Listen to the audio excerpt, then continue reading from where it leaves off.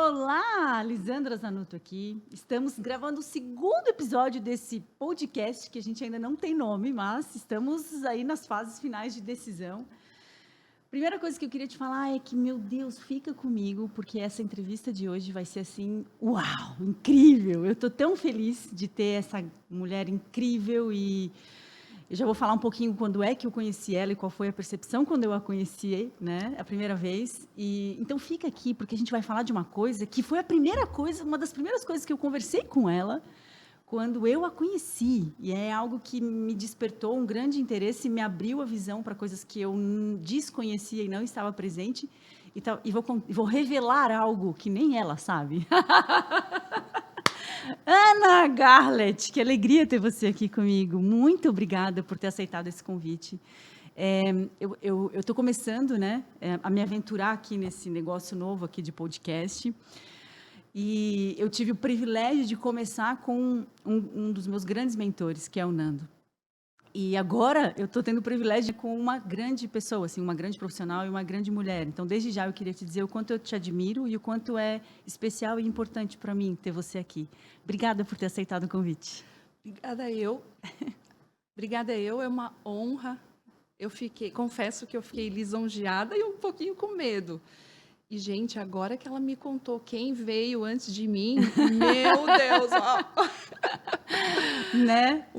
É uma honra estar aqui, contribuir com o teu trabalho, né? Você está começando, como você disse, mas é só aqui, porque eu te conheço há bastante tempo e você tem uma longa caminhada.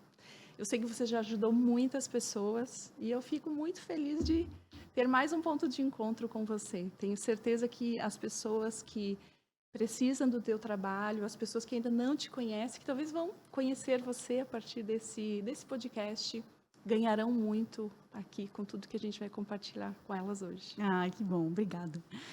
Hoje a gente vai falar sobre psicogenealogia e de que maneira esse novo saber ou esse saber atual, porque é uma coisa recente, né, Ana? Não é uma coisa muito antiga. É muito interessante quando nós olhamos para os conhecimentos que foram surgindo e foram sendo abraçados, né, nas últimas décadas. Se você observar, existe uma semelhança entre eles, existe uma linha condutora que vai ligando trabalho sistêmico, psicogenealogia, mesmo os movimentos do desenvolvimento humano. Nós chegamos num ponto em que já temos tecnologias para cuidar da nossa vida exterior, né, do nosso dia a dia. E o homem chega num ponto em que ele diz, ok, eu tenho acesso a tantas coisas, mas ainda tem algo dentro de mim que dói. Né? O homem, a mulher. Uau. E é nesse período, então, que começam a surgir esses trabalhos. Realmente, nos últimos 50, 70, 80 anos, é que surge esse trabalho. O que é a psicogenealogia? Como o próprio nome já diz, né? O olhar para a alma da nossa genealogia, o olhar para a nossa árvore genealógica, né? Que fruto nós somos? De onde nós nos formamos? Qual é a raiz que me nutre?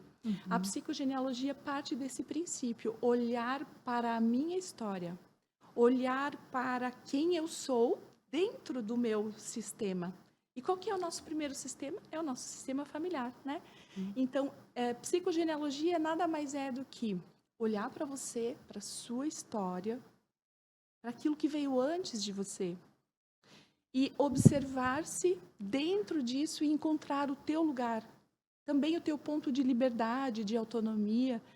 O que acontece? Muitas vezes nós repetimos histórias por amor cego, por lealdades que são invisíveis, como uma forma de pertencer a essa árvore. Eu espero que, bom, se você ficar com a gente, né, até o final, Sim, posso sim. dar um recado para eles? Claro. Começar a dar spoiler para vocês. Se vocês ficarem conosco até o final, eu posso, inclusive, orientar vocês com dicas de coisas que vocês podem fazer, exercícios que vocês podem fazer sobre aquilo que dói em vocês. Uau. práticas Uhum, simples, né? uhum. Mas muito profundas da psicogenealogia. Você acha que eles vão gostar? Ai, meu Deus! Certamente, agora ninguém vai embora. Mas olha só, ela já começou falando do nosso tema, ótimo. Mas eu queria dizer um pouquinho, né, de quem é que está falando desse tema. E quem está falando desse tema é uma pessoa muito especial. Então, como eu falei, eu encontrei a Ana pela primeira vez em 2016, por acaso na minha casa, né? E aí depois a gente se reencontrou numa imersão. E aí, num coffee break, a gente estava batendo um papo sobre o que a gente estava trabalhando nessa imersão. E aí eu fiz uma pergunta para a Ana, acho que sobre datas e de aniversário, nomes, sobrenomes, né? Eu acho que a pergunta que eu fiz foi, Ana, eu tenho uma irmã que, enfim, tem problemas, nasceu com problemas, nasceu com paralisia cerebral, e por acaso ela tem o nome dos 2 filhos falecidos da minha avó, né? O meu pai e a irmã. E aí a resposta que você me deu, assim, foi incrível. E tão incrível que mudou a maneira com que eu passei a me relacionar com ela, sabe? Eu sempre olhei para minha irmã por um lugar assim de pena, de coitada. E a visão que você me deu e o que você me trouxe naquela hora, Ana, isso em 2016, né, me colocou num outro lugar assim. Hoje eu tenho tanta admiração por ela, eu tenho tanto respeito por ela, né, pelas coisas que você me Uhum. disse naquele dia. E hoje eu olho para ela assim e eu tenho tanto orgulho de ter ela enquanto irmã mais velha, sabe? Antes disso eu sempre me colocava no lugar de que eu vou ter que cuidar, eu que tenho que cuidar, porque ela é a que é deficiente, né? E na verdade eu vi que por trás daquele corpo que tem alguma limitação, tem uma alma com uma grandeza, com tanta generosidade, né, em vir para compensar algo nesse sistema, que eu me vejo tão pequena diante dela, sabe? Então, eu acho que eu nunca tinha te contado Não, isso. Aham, e eu nem queria. tinhas me avisado Não. que eu era para me preparar, porque eu poderia me emocionar.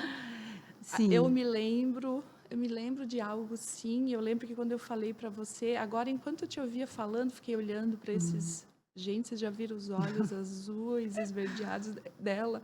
E eu lembrei do mesmo olhar que você, de repente, naquele momento, ficou maravilhada, como se você tivesse encontrado uma outra coisa Sim. muito além do que aparentemente, né, conduz a tua irmã nisso que é visível. E é tão maravilhoso ver Sim. essa transformação mesmo que o conhecimento, que a compreensão do lugar traz. É isso. É aqui dentro que muda, né? Não é aqui Isso, fora. exato. E então, primeira coisa que eu acho que ia ser bem legal compartilhar aqui é que essa conversa foi um café que a gente tomou, né? E talvez a gente não saiba, mas esse nosso papo aqui hoje também possa trazer mudanças de percepção, possa abrir, né, a consciência e talvez também trazer um pouco de conforto e clareza, né, para as pessoas que estão nos ouvindo. Tomara, né, Ana? Sim. Sabe, Lisandra, eu falo que a nossa vida é um grande mapa. Só que esse mapa vai sendo construído por nós. Nós vamos fazendo as peças e vamos montando. E ele vem como um quebra-cabeça. Então, o que aconteceu com você tinha um espaço que você não compreendia, mas que peça encaixa aqui? Eu sei que tem algo, mas não sei exatamente o que é. De repente, quando a informação chegou para você, era a peça. E aí você colocou ali algo começa a se transformar. Provavelmente são quantos? São 6 anos? 6 anos, 6 anos. 2016. Nesse movimento, ao longo desses 6 anos, quanto você trabalhou a partir dessa compreensão que você teve naquele momento, de compreender quem ela é? Sim. Compreendendo a escola de vida que foi para você, para a família de vocês, ter no sistema ter na árvore genealógica alguém com um destino difícil. Sim.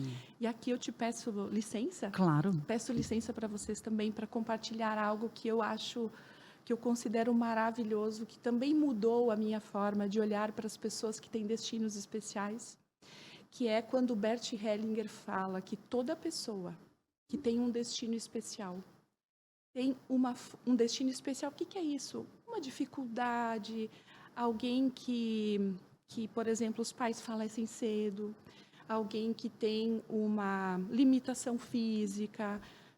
todo tipo de destinos que a gente sabe que tem um peso para serem carregados. Essa pessoa tem em si uma força correspondente.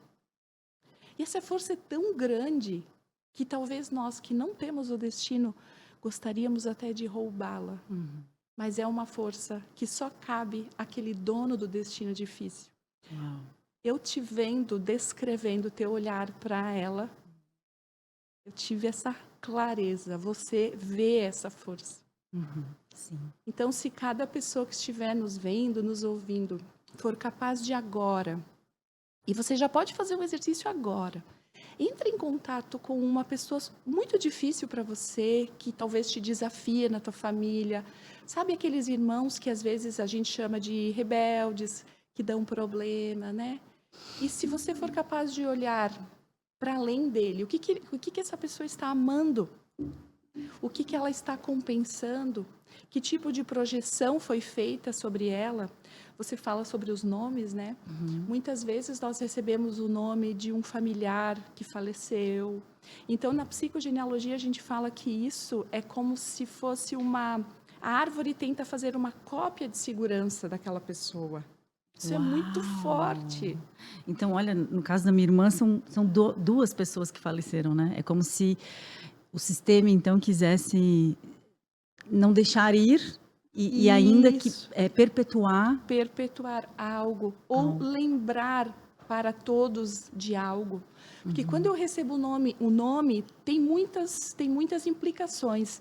Pode ter a ver com eu quero uma cópia de segurança, eu projeto nessa criança agora tudo que eu projetava nesse antepassado que faleceu. Se é, por exemplo, de pai para filho, né, de avô para neto, se eu carrego o nome do meu avô, se eu carrego o nome do meu pai, e eu sou um menino, muitas vezes eu me sinto obrigado, compelido a ser parecido com, a fazer o que ele fazia, a atingir os resultados que essa pessoa atingiu. Mas, às vezes, eu tenho uma identidade diferente. Eu gosto de outras coisas. E aí? Então, essa pessoa fica num dilema. Às vezes, eu recebo um nome que, aparentemente, não tem nenhuma conexão sistêmica com a árvore. Mas é muito comum, em clientes que eu atendo, que trazem, eles descrevem uma dor, alguma coisa que não é compreendida, uma coisa invisível. Então, a gente faz a árvore, né? E era isso que eu ia falar para você, né? Entre em contato com essa pessoa, faz a árvore genealógica da família de vocês, coloca essa pessoa e olha para ela e verifica com quem ela está ligada, que nome ela recebeu, quando que ela nasceu, que época era, época histórica, época econômica, né? Às vezes alguém recebe um nome, aí quando você faz a árvore, você descobre, nossa, esse nome era o nome do avô. Ok, pesquisa então a história dessa pessoa. Nossa, ninguém fala dele, ele foi excluído. Então, a árvore, as pessoas que vêm depois, num movimento totalmente inconsciente, nominam o seu filho com o nome daquele antepassado que foi excluído, como uma forma de trazê-lo de volta. Então, existem muitas dinâmicas. O que eu poderia dizer para você? Essa pessoa difícil que veio, né? Sempre vem, né? Ou talvez essa pessoa que você olha e tem pena, né? Porque carrega um sofrimento ou algo assim. Olha para ela com muito respeito. Olha para tudo que ela faz a partir da existência dela. E talvez você terá um olhar novo. Eu tive uma experiência ontem, numa relação comercial, né? O vendedor estava falando sobre os filhos, ele perguntou o que eu fazia. Ele disse que ele tem uma filha que tem síndrome de Down. Ele disse, ela é maravilhosa e tudo mais. Eu disse, ele só falou dessa filha. E eu perguntei, você só tem ela de filhos? Não, eu tenho um filho mais velho. Aí eu fui tomada por uma percepção. Eu perguntei, como ele fica quando ele observa que o pai só vê a irmã e não o vê? Ele olhou para mim e disse, como é que você sabe? Ele morre de ciúmes. E aí eu falei, você precisa prestar muita atenção. Porque quando tem alguém com uma história difícil na família, o que a família faz? Todas as atenções para aquele que parece fraco, frágil, e aqueles que nasceram sem tal deficiência, por exemplo, né? Que hoje a gente nem fala, nem usa mais esse termo, é como se eles recebem menos. Então é muito comum, sabe o que é comum acontecer em famílias assim?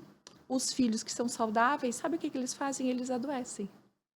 Eles falam assim, bom, então agora eu vou adoecer, vou dar trabalho, porque assim eu serei visto. Alguém olha para mim. Alguém olha para mim. Uau. Então essas dinâmicas são amplas, são complexas. Muito bom. Ana, e como é que, de onde vem a psicogenealogia, assim? Quem que desenvolveu essa teoria? Essa abordagem, Isso. né? Principalmente Anne Anselan Schutzenberg. Ela é uma terapeuta, ela teve contato com a Françoise Douto, que você também deve ter conhecido, né? Ela fazia supervisão com a Françoise, mas ela diz que nasceu na casa dela. Quando ela teve um filho, né? Um filho dela faleceu. E aí ela diz que a filha chega para ela e diz: mãe, você já observou que você vem de uma família cujo segundo filho faleceu? E você tem uma família cujo segundo filho também faleceu. Você, assim como a sua mãe, também tem o seu segundo filho morto. A filha? A filha dela. Meu Deus. E aí, ela disse que ela parou. E aquilo começou a colocá-la num movimento de começar a pesquisar se isso fazia sentido mesmo. E realmente ela foi percebendo quantas vezes isso se repetia, inclusive nas histórias dos clientes dela. Então, daí nasce uma obra que ela chama de... No Brasil foi traduzido, hoje não tem edição, infelizmente não tem edição, né? Está esgotada. Eu cheguei a ligar para a editora dizendo, por favor, eu faço a compra mínima e tudo mais, mas não, por enquanto não foi possível, que se chama Meus Antepassados. Mas para quem lê, quem consegue ler italiano, espanhol, quando viajar tem. E a partir disso, então, ela começa a fazer os estudos dela e observa vários padrões que se repetem nos sistemas familiares. Sim. E aí, uma das coisas que ela traz no livro é a tal da síndrome do aniversário, né? Síndrome do aniversário, né? Que tem a ver com as datas que se repetem. Que datas? Muitas vezes, o que acontece? Imagina que aconteceu um acidente que vitimou alguém da família, algo muito traumático. E às vezes esse evento ele marca de tal forma a árvore, todas as pessoas daquele sistema, que todos preferem não falar sobre, não expressar. E o que acontece? Tudo aquilo que não pode ser expressado às claras será expressado por baixo do tapete. Então, aí começam a acontecer as repetições. Então, é muito comum síndromes de aniversário em relação a fatos e eventos que causaram acidentes, dor, né? acidentes que se repetem. Sim, tem um exemplo, acho que é muito conhecido pelo público, que é da família Kennedy, né? Exato, Meu Deus, eles têm uma série de repetições de acidentes, suicídios e mortes, assim, que fica nítido. De datas, inclusive. De datas, inclusive. Inclusive, no dia que ele recebeu o tiro, né? Era a mesma data que o antepassado já tinha falecido. E exatamente naquele dia, ele abre a capota, né, do carro. Ele abre a capota, ele sai com um carro que não era blindado, não lembro exatamente. Exatamente naquele dia que foi o que permitiu que ele sofresse o atentado. Então, sabe aqueles lapsos? Exatamente naquele dia eu esqueço de fazer algo. São movimentos inconscientes. E também, a gente poderia falar do trabalho de Hellinger, né, que é um profissional, um pensador, um filósofo sistêmico, que também ampliou esse olhar, falando sobre as repetições, falando sobre os movimentos de inclusão e sobre amor cego. Que você poderia perguntar, né, mas para que ele faz isso? É como se, para pertencer àquele sistema, eu repito aqueles destinos. Eu amo tanto, eu faço parte de uma forma tão visceral, é primitivo isso em nós, que eu me coloco num caminho de repetir um destino. Por isso que a gente fala, às vezes, repetir um destino, não importa qual seja, por exemplo, do meu pai que fracassou, do meu pai que foi à falência, dos meus avós que tiveram um casamento difícil, ou dos meus pais que tiveram um casamento difícil. Repetir acaba sendo quase que mais fácil, porque já é um movimento natural e inconsciente. Eu fico com a consciência bem leve, fazendo igual. Agora, quando eu preciso olhar para isso e dizer, eu concordo, mas eu vou fazer diferente. Eu posso. Não é contra vocês. É porque agora que chegou a minha vez, né, a minha posição aqui na nossa árvore, nesse lugar que eu estou, eu posso crescer para além disso. E às vezes a consciência pesa. Vê se você deve ver muito nos teus atendimentos, né? Tá tudo bem com o teu cliente, tá tudo dando muito certo. Eu me lembro de até histórias das tuas alunas, às vezes que eu vejo, né? Tá tudo indo muito bem, então talvez eu adoeço. Porque assim é como se eu olhasse para minha família e dissesse, estou tão bem sucedida, eu tenho um casamento maravilhoso, eu tenho filhos e tudo corre tão bem, que eu me sinto culpada quando olho para os meus irmãos que talvez não alcançaram o que eu alcancei. Então eu adoeço, e aí o meu amor cego me coloca nesses movimentos. Sim, nossa, é incrível quando a gente começa a ver. Sabe que essa coisa das datas, a minha filha nasce no dia 11 de junho. E foi exatamente o dia que o avô do Bruno morreu, o avô materno. E tem uma história, né, na família dele que diz assim, o sonho desse avô, que é o pai da mãe, era ter uma neta mulher. E ele teve 5 netos homens. Mas toda vez que ele ia para a maternidade, naquela época não tinha, eles não sabiam o sexo, né? Então, dessas 5 vezes ele ia para a maternidade com um parzinho de brincos para a neta. E aí, nascia o neto, ele botava no bolso do paletó e voltava para casa. E aí, então, ele faleceu em 2006 e a Maria Clara nasce em 2010 e não era o dia dela nascer, dia 11 de junho. Ela nasceu uma semana antes. Eu começo a entrar em trabalho de parto no dia 10 de junho e ela nasce no dia 11 de junho, a primeira neta, assim, a bisneta, mulher da família, que era o sonho dele. E ela nasce no dia da morte dele. Ou seja, é quase como eu presenteio a sua vida, né? Eu honro a sua vida. Eu honro a sua vida, eu te ofereço esse sonho que você sempre desejou. E é tão forte, né? Porque ela veio da minha barriga, mas ela é 50% do meu marido, Exatamente. Né? E esse movimento está lá. E a avó dele estava lá e, meu Deus, ela era só emoção, assim. Foi uma emoção para todo mundo, né? E como é para ela hoje, ele é bisavô, né, da Clara. Como é para ela? Então, como ela se sente? Ela ainda é pequena, né? Ela está com 12 anos agora. Mas sabe que ano passado, com essa história da pandemia, a Clara começou a fazer psicoterapia. Ela sofreu bastante, né? E foi tudo muito junto, porque a gente entrou no isolamento social. Na segunda semana de Covid, a mãe do Bruno falece. Então, assim, a gente entrou em isolamento social junto com o luto, os 4 trancados dentro de casa. Claro que todos nós sofremos. E aí ela, numa sessão de terapia dela, foi a primeira vez que ela falou sobre isso. Então, ela foi falar sobre o nascimento dela e ela disse que ela nasce no dia que o avô morreu. E era esse avô que queria. Então, ali eu percebi que tem algo que a atravessa. Isso. Eu ainda não sei que força isso tem, entende? E talvez, sabe o que você poderia fazer? Porque imagina que você chega e você foi sonhada por muito tempo. Quase como se veio o primeiro, era para ser você, não foi o segundo. Até que finalmente você chegou. Não tem na família essa... Não foi assim para o avô. Finalmente você chegou, minha bisneta querida. Talvez para ela possa pesar no sentido que ela se sinta muito responsável por assim honrar esse avô. Então ela não pode cometer erros. Ela tem que ser perfeita em tudo. Afinal, ela é uma homenagem a essa pessoa maravilhosa do sistema. Entendi. Ela é uma menina perfeccionista, comprometida, cuidadosa com as coisas, o que se exige, que se cobra. Isso poderia ser um reflexo. Tá.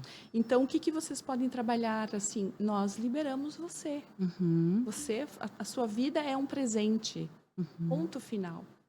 Não importa as escolhas que você fará, o teu bisavô se alegraria muito com você, porque a sua vida é suficiente para ele e para nós.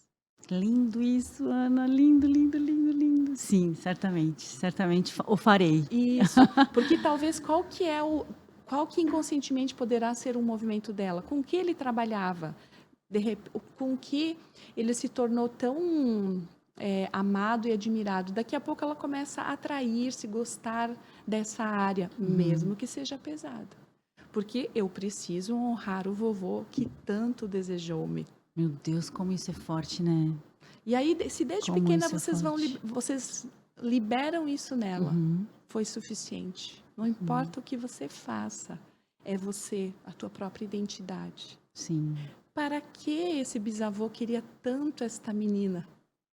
Essa também é uma boa pergunta. Uma boa pergunta, sim. Para quê, né? Qual que é a função na árvore? O que aconteceu com as mulheres desse sistema? Alguma mulher foi embora, faltou alguém foi excluído ou excluída. Sim. Esse movimento de desejá-la tanto, tem algo ainda antes? Sim, eu acho que isso que você falou é fundamental. O quanto, às vezes, a gente não está presente para isso que nos precede, né? Isso. Que antecede a nossa chegada no mundo. Então, acho que sistemicamente isso é muito forte, psiquicamente isso é muito forte, né? O quanto nós já existimos no desejo do outro. No sonho dos nossos pais. Pais, avós, bisavós. Acabei de ver aqui, isso, né? E o quanto isso atravessa quem nós somos hoje, né? O quanto isso está impregnado na nossa alma, na nossa subjetividade, no nosso psiquismo, no nosso inconsciente. Sim. E o quanto, quando a gente olha para isso, a gente pode, então, ter esse saber de si, se compreender, né? E aí poder, a partir disso, nos dar outras possibilidades. Porque vamos pegar o exemplo da Maria Clara. Se ela vai num movimento, então, talvez, né, de denunciar ou de repetir ou de se identificar com isso que vem antes, talvez com esse desejo do avô e o porquê do desejo do avô, talvez ali é como se ela tivesse destinada aquilo, né? Mas se por acaso aquilo começa a trazer algum tipo de sofrimento para ela e ela olha para isso e tem a consciência disso, ela pode então se dar a possibilidade de fazer novas escolhas. Exato, né? Exato. Entendendo e compreendendo isso é tão lindo. Exato. E talvez eu diria, Lisandra, nós poderíamos até mudar a palavra do porquê para quê? Porque às vezes a gente fala, mas por que ele desejou isso? Parece que eu estou responsabilizando. E se você fala para quê, é a função. E eu te ouvindo falando, eu tive um insight sobre mim. Eu também tive vários insights sobre mim já. Nós somos seres humanos, tá? E temos muitos problemas. Bem normais, assim como você. Eu me peguei essa semana falando... Eu tenho 2 filhos, né? Nós temos 2 filhos, eu e o Wilton. Um de 19 e um de 21. E eu falando pro de 19, assim... Se um dia você tiver uma filha, neta... Conta para ela isso e isso sobre mim. Falou assim, credo, mãe, quem vai contar vai ser você? Por que você está dizendo isso? Eu disse, não, só por segurança. Aí agora te ouvindo falar e me lembrando dessa cena, ele tem 19 anos. Talvez ele seja pai, sei lá, daqui 5, 10 anos, eu não sei. E eu já estou sonhando com a filha que ele terá. E projetando nela. E se você me perguntar o para quê, eu estou aqui, eu saberia inclusive dizer. Qual é o meu para quê?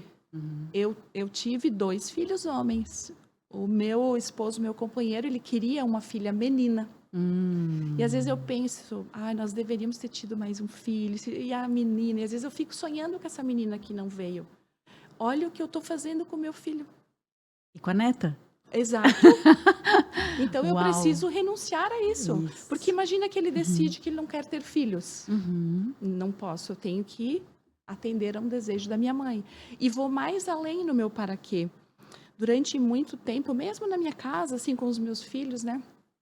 Eles brincam um pouco que eu sou meio como é que eu posso dizer assim, um leve autismo, um Asperger, uma coisa leve, né? Aham. Porque eles às vezes não compreendem o meu raciocínio, assim, eu falo rápido, eu raciocino rápido. E no fundo, quando eu disse isso para ele, eu visitei agora, sabe? E eu Aham. percebi que eu desejei que ela fosse assim como eu, para que eles pudessem entender o potencial que é uma pessoa que tem essas características e que bem cedo ela vai sendo trabalhada. Olha o que eu estou fazendo. E é por amor. Claro, É por amor. claro. Só Aham. que muitas vezes você faz com teu filho, faz com teu neto, você tira dele a oportunidade de ser um ser único que Sim. ele é. Nossa, Ana, Não é? você disse coisas tão preciosas agora.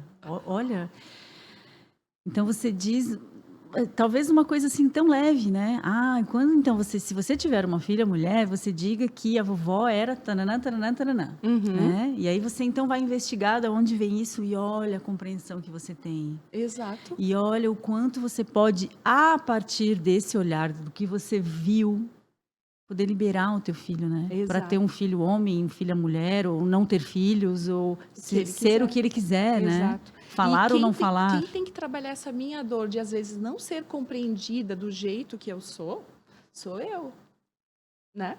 Eu sou uma Sim, adulta. Eu não posso projetar numa criança que nem nasceu essa expectativa. sim. E você não imagina, Lisandra, como isso acontece nas famílias o tempo todo. Isso que eu ia falar, O tempo todo. o quanto o tempo inteiro a gente está nesses O movimentos tempo todo. inconscientes, sem saber. Eu atendi uma paciente essa semana e ela disse: o meu sonho era ter uma filha mulher, e colocar o meu nome.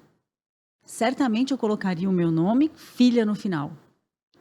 Ela falou: você não faria o mesmo se você tivesse. Eu falei: não, eu já tenho uma filha mulher e ela não Uhum. tem o meu nome. É, Mas olha esse desejo, né, de que essa filha então possa viver coisas que ela acha que ela deveria ter vivido, né? Então é como se ela quisesse dar uma segunda chance a ela mesma. perfeito, exatamente. E aí nós podemos ir um pouquinho mais profundo nisso, né? Eu me lembrei da poesia do Gibran, que fala: vossos filhos não são vossos filhos. São os filhos e as filhas da ânsia da vida por si mesma. Vêm através de vós, mas não vos Nossa, pertence. meu Deus.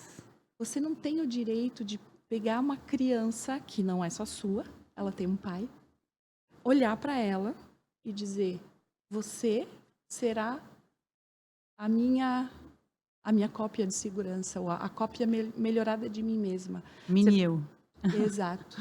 sim. É Essa- roubar Exato. o direito do outro ser quem ele quiser, né? Repete essa frase, porque é maravilhosa. Sim, Eu acho que todo mundo que está nos ouvindo precisa compreender isso, principalmente sim. sobre os seus filhos, né? É roubar o direito do outro de ser quem ele quiser, de ser quem ele vier para ser, né? Exato, maravilhoso. Mas a gente faz isso em nome do amor. Do amor. Sim, E isso vem de tão longe, isso é humano. Verifica também, Lisandra, se você não percebe o que eu percebo. Nós estamos evoluindo muito na forma de nos relacionarmos.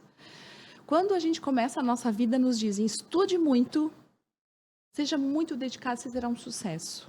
Aí nós chegamos, né? E tudo que você quiser, você vai alcançar e etc. Aí você chega num relacionamento de casal. E esse outro é um ser desconhecido e estranho. E você fala assim: o que que eu fiz? Com quem que eu me casei? Você chega num trabalho, tem os teus colegas, você não sabe se relacionar. Porque, no fundo, cada um de nós pertence a um sistema. E nós tendemos a nos comportarmos do jeito que aquele sistema nos ensinou, né? Para pertencer, eu tenho que ser assim, dessa forma. E isso vem de muito longe, desde quando nós vivíamos em clãs, desde que o homem começou a sair da floresta, né? E começou a viver em grupo, em comunidade. Pertencer naquele tempo significava viver. Se eu me perdesse da minha tribo, do meu grupo, se eu me desgarrasse ali do meu grupo, o que acontecia comigo? Como diz o nosso professor, né? O leão me comeria. Então, isso é muito primitivo em nós. Mas eu percebo que cada vez mais os trabalhos que nós estamos fazendo, o meu, o seu e de tantos colegas, tem a ver com tornar as pessoas conscientes de que elas não precisam reagir de forma tão instintiva. tem a ver com desenvolver a nossa emoção, a nossa capacidade de ver o outro. Uhum. Eu tenho uma sensação que no nosso próximo século, muitas coisas serão diferentes. Eu vejo o Precisa, homem né? num limiar de uma compreensão, de Sim, uma mudança, de uma transformação sobre tudo isso sim, que nos compõe. As novas gerações já pedem tanto pela liberdade, né? Às vezes, num excesso. sim. Porque se tem um extremo aqui, o que eles fazem como um movimento de compensação? Vão Então, para o outro eles vão extremo. para o outro extremo. Nem aqui, né? O A caminho é o via do caminho do meio. meio. É. Sim, o caminho do meio. Exatamente. É necessário, né, Ana? É necessário que a gente possa. É como você falou, a gente desenvolveu muitas tecnologias e ferramentas para a gente viver melhor aqui no mundo Uhum. concreto. Mas nesse mundo subjetivo, nesse mundo interno, as pessoas estão cada vez mais quebradas, mais perdidas, mais sozinhas, né? Mais doentes. E sem dúvida, nós somos seres de repetição. Então, a nossa tendência é repetir. E a maior parte das pessoas está na vida repetindo sem se dar conta, Repetindo padrões. repetindo padrões Primitivo, né? Eu digo, tem primitivos. um macaquinho aqui no teu sistema Tem. primitivo. Não, o macaquinho já é uma coisa moderna, tem um dinossauro, O jacaré. uma ameba, uma coisa assim. Exato. E que fica tomando decisão o tempo todo, né? Por isso que às vezes a gente faz coisas ruins para nós, para pertencer. Nós repetimos o padrão porque pelo menos ele é conhecido. É melhor. Nesse sistema primitivo, é melhor um padrão ruim, conhecido, do que uma coisa nova, mas que é desconhecida para mim. Não é estranho? É muito estranho. É, sim, Tem a ver com essa nossa preservação da vida a qualquer preço. sim. Agora, Ana, dentro da psicogenealogia, né, e dentro também dessa inteligência sistêmica, como que você acha que um casal, então, pode se perceber, né, nesses movimentos sistêmicos e sem se dar conta? Então, de que maneira essa ferramenta, essa tecnologia, né, da psicogenealogia e dessa inteligência sistêmica pode ajudar um casal que está em conflitos ou que está passando por um processo de separação a ter mais discernimento, clareza, respeito? De que maneira, assim?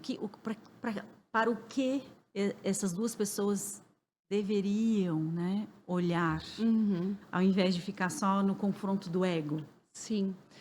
Geralmente, quando tem um conflito, se trata de ambos querem ter razão, ambos querem vencer, colocar-se acima do outro. Então, o primeiro passo, ver-se como igual. Igual, mas diferente. Igual no sentido equivalente. Sim. Primeira coisa, mesmo nível, dois adultos. Partindo daqui, já temos um bom posicionamento. Somos dois adultos. E falamos línguas diferentes. Por exemplo, um fala alemão, o outro fala chinês, árabe, italiano. Como assim, Ana? O que você está falando? Duas famílias, cada uma com os seus valores, com a sua língua, com as suas crenças. Então, quando esses dois seres equivalentes encontram-se, ali eles têm a maior possibilidade de crescimento. Mas é claro que é desafiador.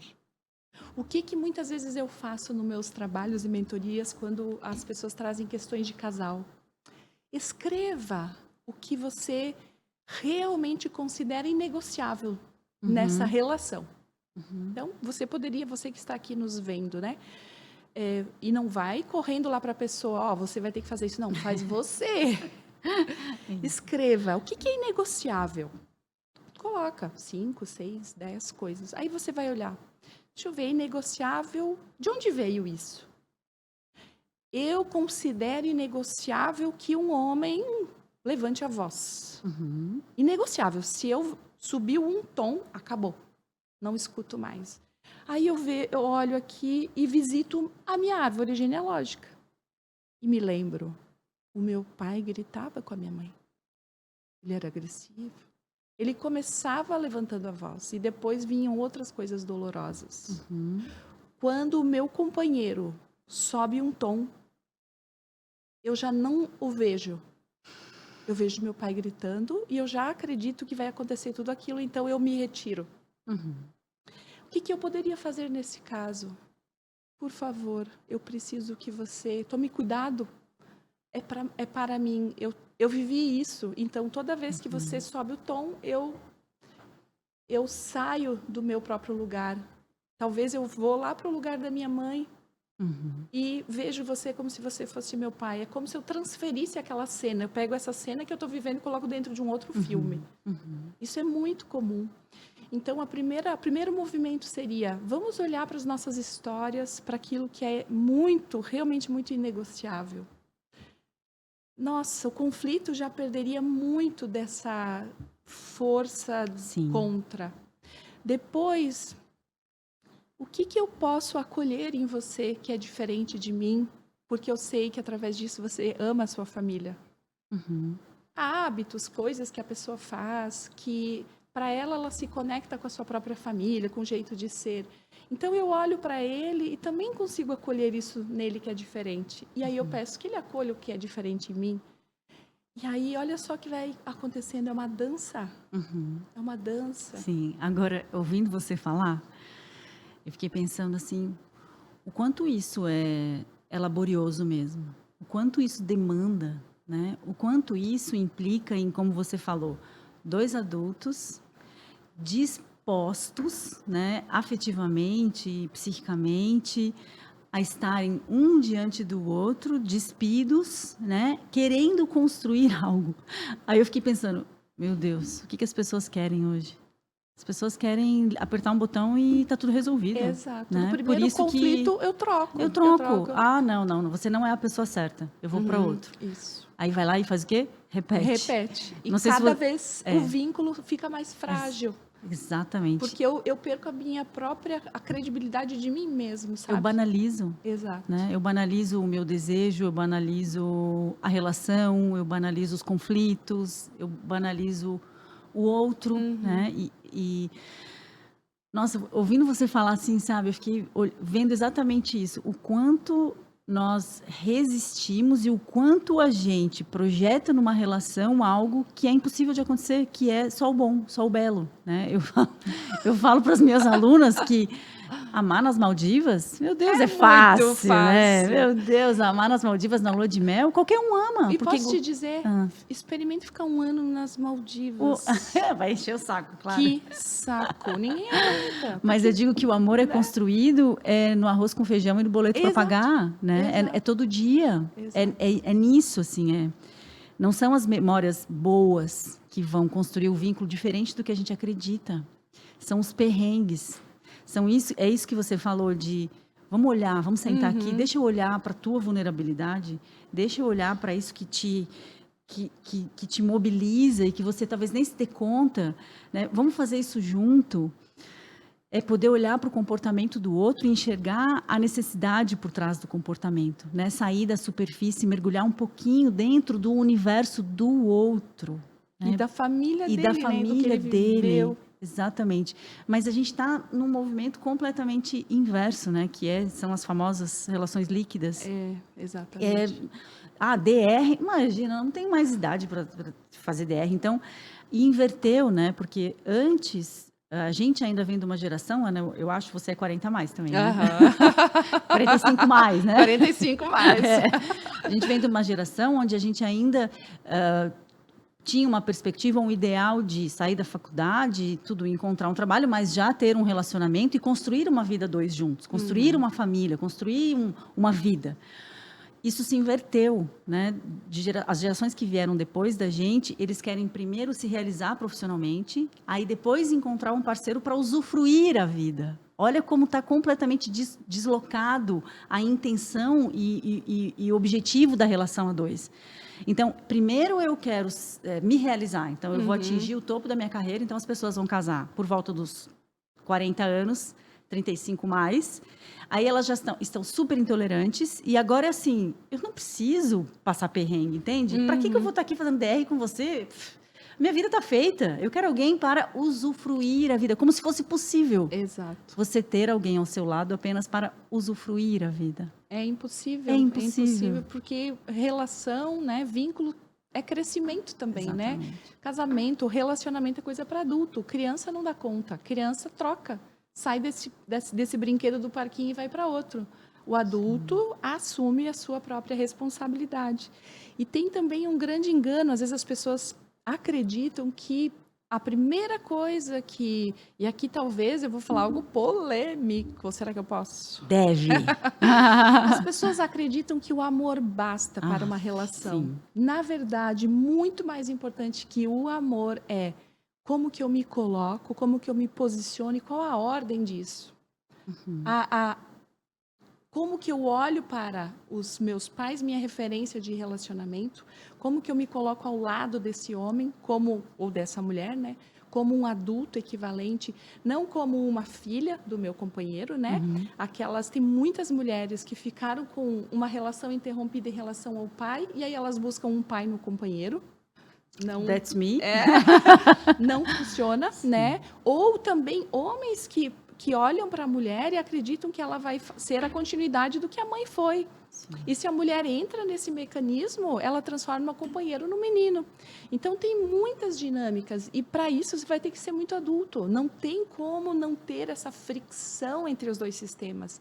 E aí é que está o crescimento. A possibilidade, né, Ana? A possibilidade de crescimento. E uma grande possibilidade. Exatamente. Eu diria que a percepção que eu tenho, né, que o maior desafio da nossa existência são as relações humanas. Sem sombra de dúvida.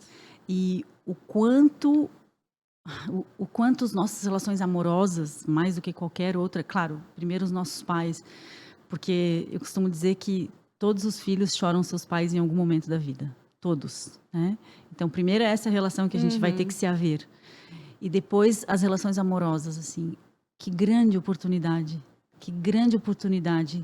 que esse outro, então, me dá de poder me haver, né, com as minhas questões. Se a gente pudesse entrar e estar nas relações desse lugar, né, seria tão grandioso, né, para a gente, para o outro enfim, para esse todo, para esse sistema. Exato. Né? Eu falo muito para os meus alunos, né, mentorados, esse mundo que a gente sonha, escreve no nosso feed, faz manifestos e cartas abertas, ele tem que acontecer dentro da nossa casa.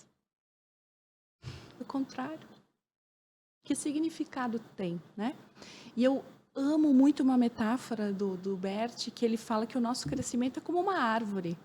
Você já viu uma plantinha, como ela começa? Lembra das aulas de biologia, onde a gente estudou que mais ou menos a cada ano aquele caule, aquele tronco vai fazendo um anel.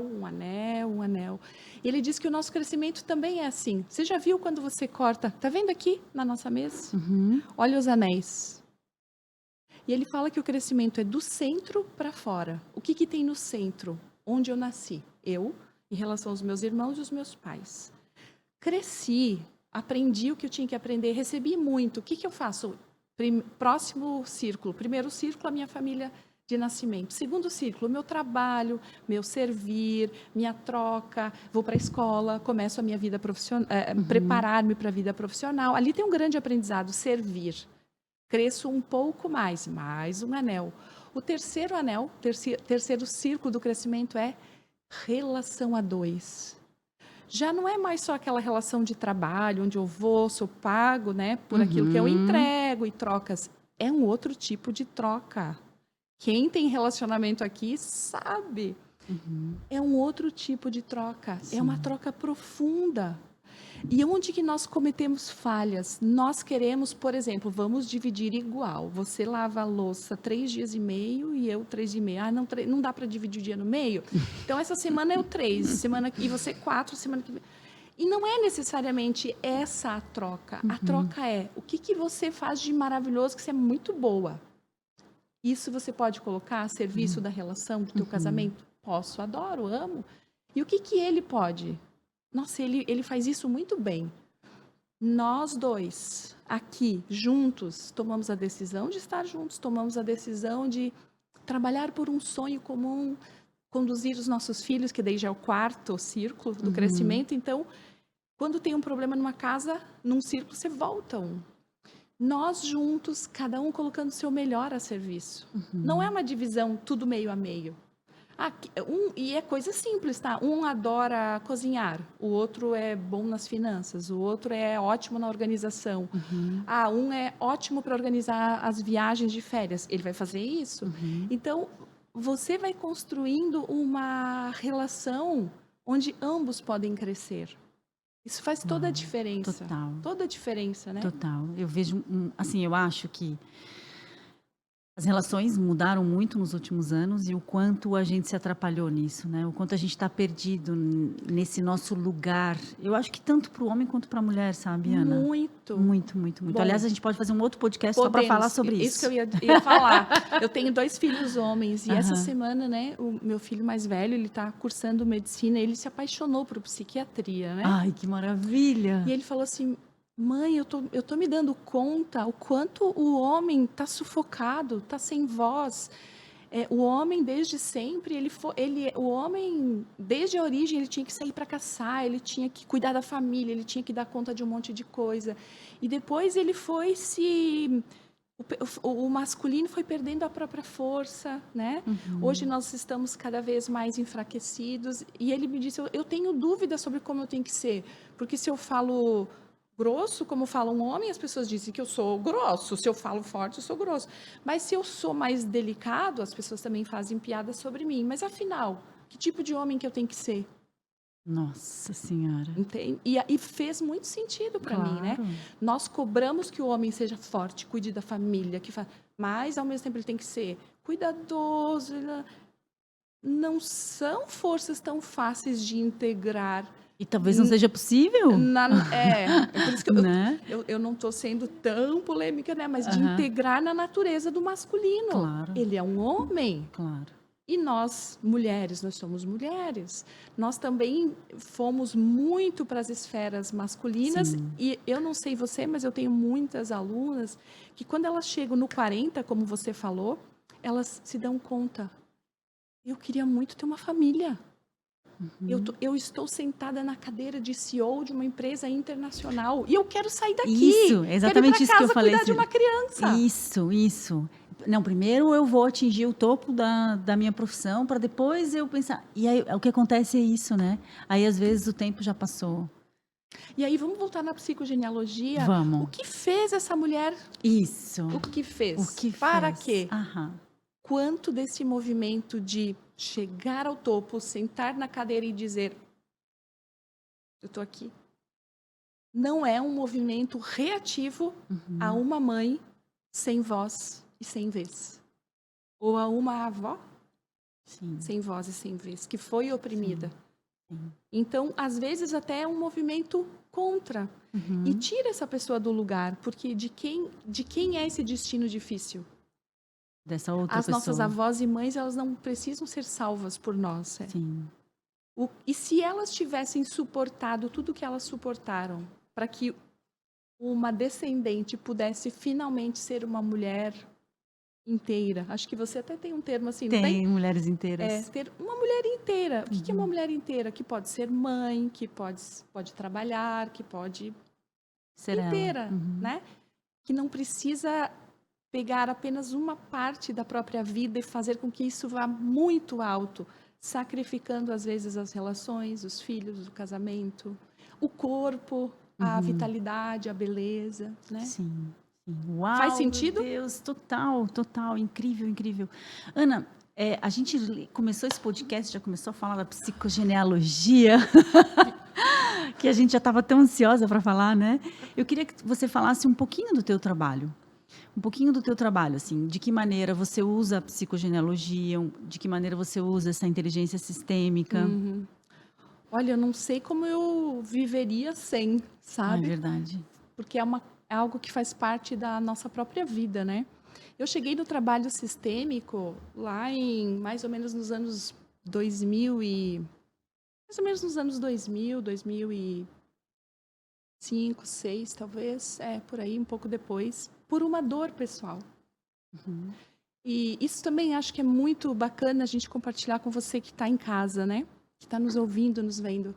Às vezes a gente vive uma dor e quer escondê-la, arrancá-la, diz que tem raiva dela, assim como se fosse uma coisa ruim. Porém, às vezes essa dor, essa dificuldade, ela está mostrando para você que algo não está correndo bem e que você precisa olhar para isso, né? Comigo eu resisti um pouco. Então eu estava adoecendo, mas eu me achava uma heroína, uma super mulher. Afinal, eu tive uma bisavó sem voz e sem vez. Uma avó sem voz e sem vez. A minha mãe um pouco carregando um pouco de dor, porque o sonho dela era estudar e tudo mais, e ela decidiu ficar cuidando dos irmãos e disse para a mãe: não quero estudar, não gosto. Então, essa era a pessoa, a Ana, uma heroína. Não tem limites para mim. Eu estava adoecendo, mas aí os 2 filhos começaram a sintomatizar. E por eles, eu fui ver o que era. Foi assim que eu cheguei no trabalho sistêmico, conheci constelações, fui para a Alemanha, fiz treinamentos com o Bert Hellinger, depois ele foi para o México. Onde ele estava, eu seguia, né? Eu tive, assim, o privilégio de estar com ele muitas vezes. E fui fazendo essa jornada. E eu digo que eu nem escolhi tanto estar fazendo o que eu faço hoje, mas esse trabalho foi me escolhendo. Alguns momentos eu fui assim, eu me afastava. E ele dizia: vem cá. E foi natural. Eu fui me aproximando das pessoas. Depois conheci o instituto, né, que eu fiz parte. Ali fui crescendo, comecei a dar aulas. E hoje o que eu faço? Eu fui desenvolvendo a minha própria metodologia. Porque no início desse trabalho, nós não explicávamos muito para as pessoas. Nós colocávamos, por exemplo, no campo de informações, a gente dizia para o cliente: você agora aguarda e você não faz nada com isso. O que eu fui percebendo? Se eu não compreendo o que acontece comigo, eu tenho dificuldade de criar um novo hábito, uma nova rotina, porque nós somos seres de padrão, como a gente falou. Então, eu fui desenvolvendo um método que eu chamo de a nova inteligência, porque eu acredito que eu até às vezes desenho, sabe, como se fosse um cérebro do lado de fora, invisível, assim. É uma inteligência nova, uma nova capacidade de fazer leitura da nossa vida, das nossas relações. E aí eu utilizo o pensamento sistêmico, as constelações, a psicogenealogia, tudo aquilo que eu estudei para conduzir as pessoas. E a psicogenealogia é muito natural, porque às vezes a pessoa me fala algo e eu falo: quem na tua família? Imediatamente vem. Qual a idade que você está agora? Por exemplo, eu tive um caso. Temos tempo para contar? Temos. Um caso impressionante de um rapaz prodígio, muito bem sucedido. Com 45 anos, ele começa a se sentir estranho e ele tinha uma empresa muito bem sucedida. Estranho e querendo mudar. Vou mudar, vou vender meu negócio, quero fazer outra coisa. Fez o valuation do negócio dele, era 200 e tantos milhões. Ele decidiu vender e aí ele fez um atendimento comigo, né? Ok. E aí eu perguntei: mas você quer vender para quê? O que está te incomodando? Eu não sei, mas eu não quero. Se me oferecerem menos, eu vendo. Eu já... qual idade você está? 45, ok. Continuei fazendo atendimento. Perguntei: me fala dos teus pais. Minha mãe é viva, meu pai faleceu. Qual a idade do falecimento dele? 46. Eu disse: você está se preparando, né? Você tem 1 ano. Ele foi indo assim, atrás, na cadeira.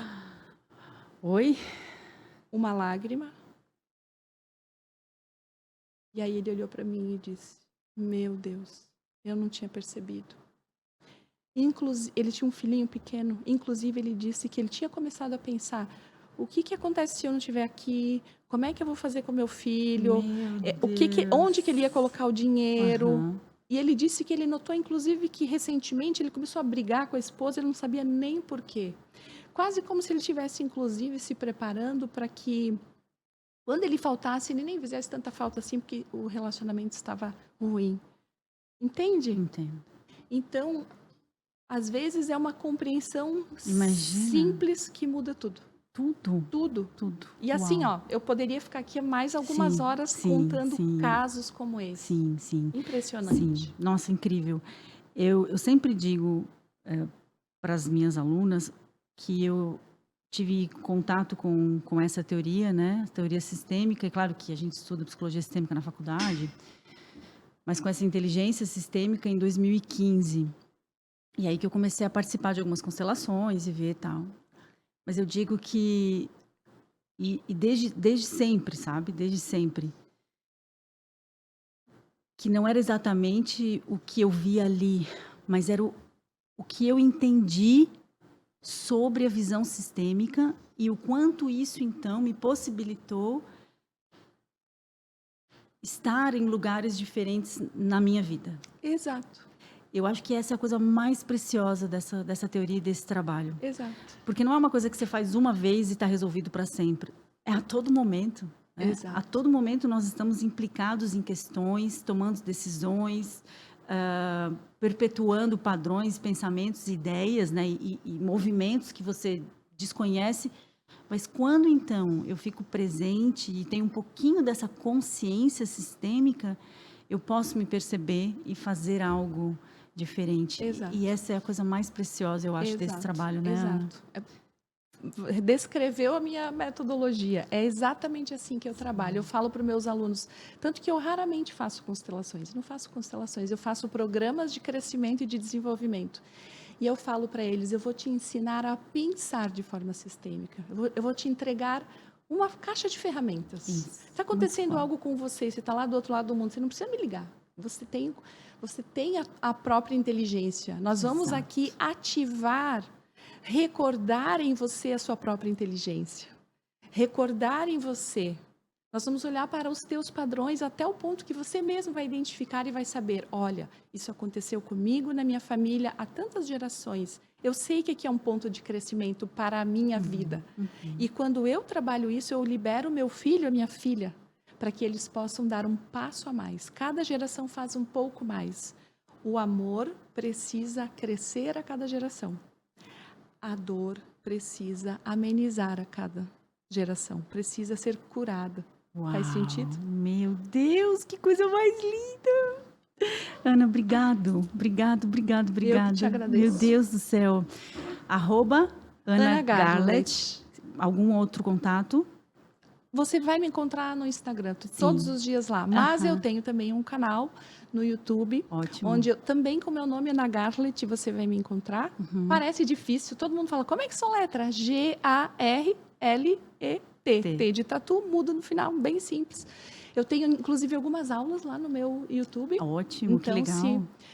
Se as pessoas quiserem conhecer um pouquinho mais, sintam-se à vontade nesse meu espaço, nessa minha casa, também para deixar perguntas. Claro, né? Isso, muito bom, muito bom. É isso que eu ia falar. Você pode deixar perguntas, se você está assistindo pelo YouTube, pode deixar aqui, quem sabe, ideias, perguntas para um próximo podcast, porque certamente eu vou querer a Ana aqui muitas vezes. Vai ser uma honra, com certeza. Se vocês tiverem perguntas, deixem no comentário, que eu vou acompanhar tudo e vou lá e vou responder. Ótimo. Porque eu sou uma pessoa conhecida por... Como é que você responde tanta gente, Ana? Eu respondo. Às vezes o meu marido fala, querida, o que você está fazendo? Já sei, respondendo o teu grupo. Então, olha, aproveitem que ela responde, mande aqui as perguntas. É claro que se você apreciou esse bate-papo com a Ana, tanto quanto eu, vai ser muito bem-vindo aqui também o teu like. Você também pode compartilhar esse vídeo no YouTube, esse podcast com as pessoas que você gostaria que também tivesse acesso a essa informação. Ana, muito obrigado mesmo, que a gente possa ter muitos outros momentos como esse, que foi de aprendizado para mim, espero que para as pessoas que assistiram também, e de muitos insights. Você também, mais uma vez, me proporcionou muitos insights muito profundos. Muito obrigada. O que você gostaria de dizer para essas pessoas que vão nos ouvir? Ok, então, primeira coisa, posso complementar o que você disse. O mundo que nós desejamos começa com as pessoas que estão do nosso lado. Então, se fez sentido para você, compartilha isso que você ouviu no grupo da família, compartilha no grupo dos teus amigos, no teu trabalho. É uma forma também de você construir esse mundo que você deseja. Com ações práticas. Você assume a sua responsabilidade por aquilo que você tem. E se for um pequeno passo, se for pequenininho, não tem problema. Todo movimento de crescimento começa com o primeiro passo. Então, eu desejo que, a partir de tudo que você ouviu aqui, Com certeza também dos outros podcasts da Lisa que eu já sei, imagino o do Nando, como não deve ter sido. Meu Deus! Ainda bem que durante toda a gravação eu nem me lembrei disso. Estou brincando, porque cada um de nós tem algo especial para entregar. E não importa se for um pequeno passo, tudo que é grande um dia começou.